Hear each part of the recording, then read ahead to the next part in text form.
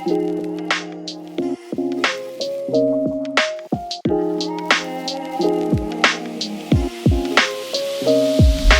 important part of the lesson design is the cover and title.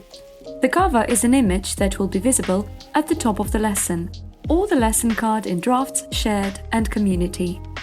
The dimensions of the cover are 1584 by 396 pixels, which is identical to LinkedIn banner.